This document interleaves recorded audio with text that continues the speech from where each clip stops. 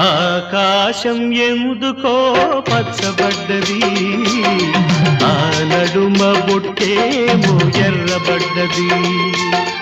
ఆకాశం ఎందుకో పచ్చబడ్డది, ఆ నడుమ బొట్టేమో ఎర్రబడ్డది.